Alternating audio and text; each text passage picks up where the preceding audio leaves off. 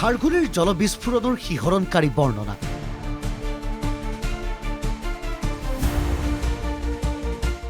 খিৰিকীটো ধৰি কিনি ভগৱানৰ নাম লৈ কিনি চিঞৰি আছোঁ আৰু কোনো বচাওতো মানুহ নাই, কমত কোনে যাব আৰু।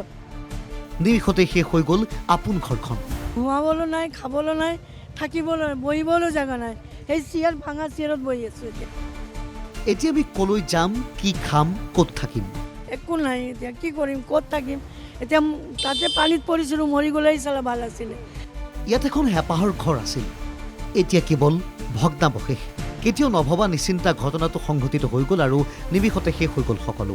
বৃহস্পতিবাৰে গুৱাহাটীৰ খাৰঘুলিত সংঘটিত হৈছিল জলবিস্ফোৰণৰ ঘটনা।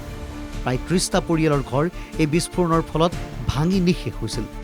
এতিয়া এওঁলোকৰ মাজত হাহাকাৰ এক পৰিৱেশ। ক'ত থাকিব, কি খাব? ভাড়া ঘৰত আছিলোঁ, চব গুচি গ'ল, এটাও বস্তু বাচা নাই, পূৰা এটা চামুচো নাই। এতিয়া কি খাম, ক'ত থাকিম? ঘৰটো নাইয়ে, বস্তুবিলাকো নাই, একো নাই। এতিয়াও থাকিনো কি লাভ হৈ আছে? এতিয়া থাকিনো কি লাভ হৈ আছে? মানুহবিলাকৰ পৰা খুজিয়েতো বনাব লাগিব। ৰিক্সাবিলাক 3টা কাম কৰি খাই আছিলোঁ, সেই ৰিক্সাবিলাকৰ চব বৰবাদ হৈ খাম ক'ৰ পৰা এতিয়া? এতিয়া মানুহৰ পৰাতো খুজিব লাগিব, তেতিয়াতো খাম নহয়। এতিয়া ৰিক্সা বনোৱাৰ পিছতে বনাম, পইচা খুজি আনিম, বনাম, তাৰপিছতে খাম। জলবিস্ফোৰণত ক্ষতিগ্ৰস্ত পৰিয়ালক 1,20,000 টকাৰ সাহায্য ঘোষণা কৰিছিল প্ৰশাসনে, কিন্তু এতিয়ালৈ এটকাও নোপোৱাৰ অভিযোগ।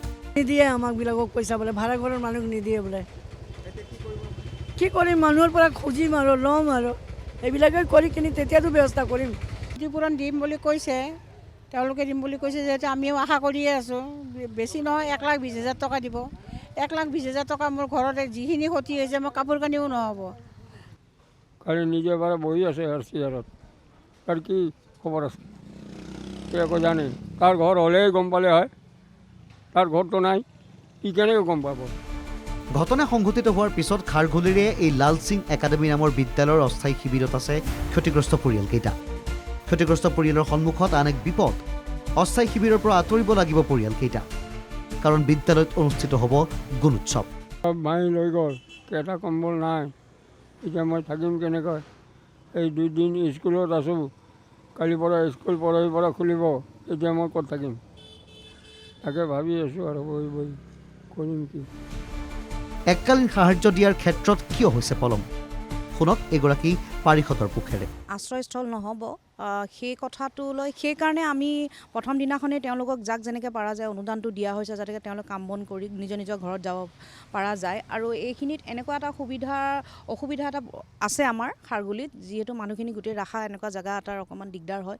স্কুল যিহেতু 2 দিন বন্ধ দিলেই, 2 দিন বন্ধৰ পিছত সোমবাৰৰ পৰা আৰু মঙলবাৰে মই শুনামতে গুণোৎসৱৰ এটা প্ৰগ্ৰেম আছে, গতিকে গুণোৎসৱৰ কাৰণেও স্কুলখন দৰকাৰ হ'ব।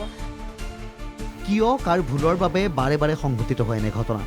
কিয় এনেবোৰ ঘটনাৰ পৰা শিক্ষা লোৱা নাই গুৱাহাটীৰ পানী যোগানৰ দায়িত্বত থকা জাইকা নামৰ বৃহৎ প্ৰতিষ্ঠানটোৱে?